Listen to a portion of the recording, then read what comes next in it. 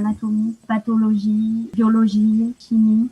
Donc ça va être toutes les matières générales. Et après, au niveau des dents, donc on va avoir chirurgie, endodontie.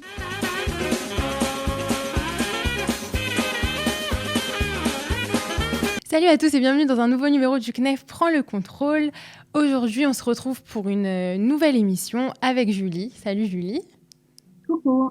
Qui va nous parler de ses études de shinanite. Alors, shinanite, c'est quelque chose de connu, mais sans trop être connu. Est-ce que tu peux nous expliquer c'est quoi exactement ce métier? Donc shinanite, en France, je crois que ça n'existe pas. C'est une partie de ce que fait le dentiste en France. Donc en Israël, la shinanite, elle est dans un cabinet toute seule. Et elle fait principalement des détartrages, tout ce qui s'agit de l'hygiène de la bouche et autour des dents. Voilà, donc tout ce qui va être les gencives, la langue, l'intérieur des os. Voilà, ça c'est ce qu'elle fait la shinanite. Ok, c'est des études qui durent combien de temps? Alors elle dure 2 ans, ces études. Et c'est quelle la fréquence dans la semaine? C'est quoi? Alors c'est 3 jours par semaine, de 8h à 16h. Ok. À la fin, donc du coup, si c'est sur 2 ans, ça veut dire qu'à la fin, tu ressors avec un TOEIC ou pas? Tu ressors Non, avec quoi voilà, comme style de diplôme?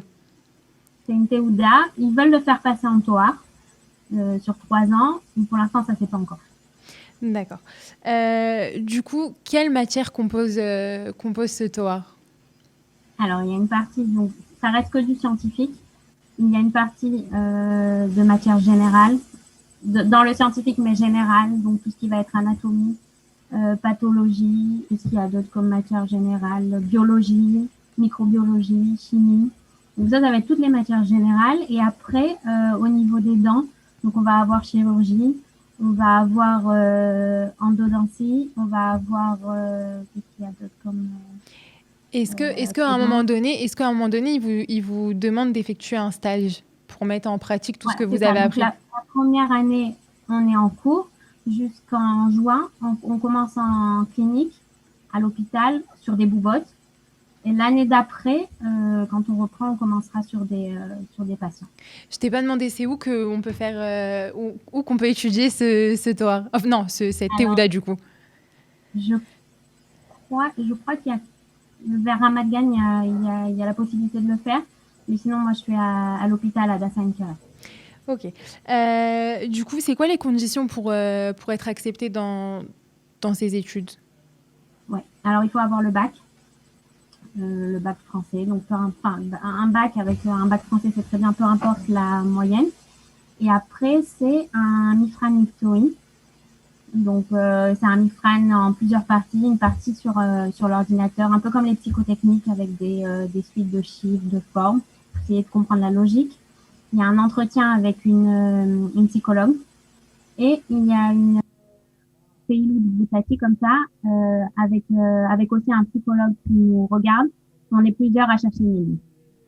Ok, ils ne demandent pas un niveau particulier en hébreu, pas un niveau particulier en anglais? Ça de Amiram, il y a un mixpan interne d'anglais dans l'année. On peut passer le Amiram pour avoir un sort, mais sinon il y a un mixpan interne.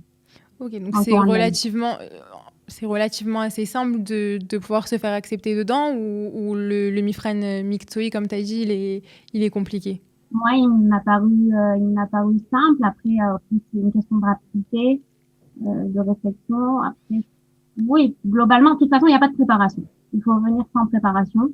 Donc, je pense que c'est basé vraiment donc en fait, sur la logique de la personne. C'est plus pour voir si tu es, comment on va dire ça, si tu corresponds ou pas à ces études. Voilà, c'est ça. Ok. Et du coup, une fois que tu as ce diplôme, c'est quoi les débouchés? Alors, les débouchés. Donc, il y a 3 possibilités. Travailler en tant que shinanite en IRSA, donc soit en privé, soit en copatroline. Ça, c'est la première chose. Deuxième chose, on peut faire des adrachot dans les écoles. Le corona en ce moment un peu moins, mais voilà, c'est possible. Et la troisième chose, c'est qu'on peut faire représentatif dans des entreprises, des grandes entreprises de produits dentaires comme Oral-B, Colgate, voilà. Présenter les produits et dans des congrès aussi les présenter aux dentistes. Ok. Est-ce qu'à la fin de ces études, il y a un certain examen à passer du Misra d'Abriout pour vraiment fermer et dire que c'est bon, tu as ce diplôme et que tu peux exercer? C'est ça. 3 mois après, il y a un Mifran Menchalti du Misra d'Abri. Au niveau de la prise en charge de ces études, c'est quoi le coût à peu près? Combien est-ce que c'est pris en charge par le Minala Studentim quand on est au Lechadash? Comment ça marche? Voilà, donc c'est dans les 3 ans comme la licence, les 3 premières années de la ALIA.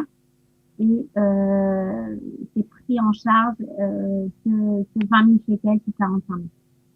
20 000 shekels, donc c'est-à-dire 10 000 shekels l'année, quoi. 10 000 shekels l'année, ouais. Ok. Sur 24 000 l'année. Enfin, 23 000. Il y a des moyens d'avoir des bourses supplémentaires pour pouvoir couvrir ces frais ou c'est vraiment ce qui reste, c'est à ta charge? Non, ils ont à l'intérieur de l'école, ils ont une bourse, je crois, du terrain avec du doute.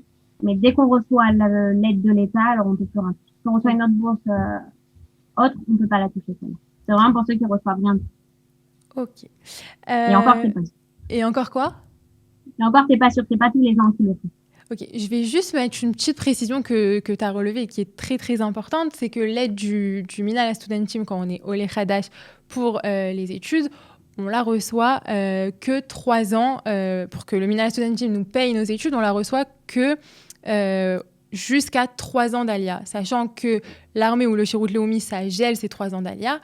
Donc voilà, quelqu'un qui aura plus de 3 ans d'Alia, qui n'aura pas fait d'armée ou de Shirut Leumi, alors il ne pourra plus être méritant de cette bourse, on va Sauf dire. petit cas spécial, comme moi, par exemple. Moi, ça faisait 4 ans. Voilà, j'ai pu passer une VADA, donc c'est possible de le faire.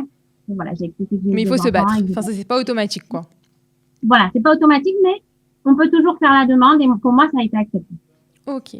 Bah écoute, Julie, c'était très clair. Tu as quelque chose à rajouter qu'on aurait peut-être oublié de dire ou un petit conseil ou ce que tu veux? L'examen tous les dimanches. Ah oui, ça, tu l'as pas dit. Voilà. Ça va peut-être en déchauffer certains.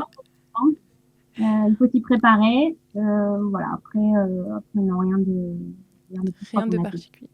Ok, bah Julie, merci beaucoup. Quant à vous, si vous voulez d'autres renseignements sur d'autres formations, sur d'autres études, sur ce que vous voulez, le CNEF se tient à votre disposition. Vous pouvez nous joindre au 02 622 26 25 ou sur WhatsApp au 058 422 25 26. On a aussi un mail, je vous le donne, info@knef.org. Julie, merci beaucoup et Beatzlacha pour la suite. Et quant à nous, on se retrouve très vite pour un nouveau numéro du CNEF Prends le contrôle. Au revoir.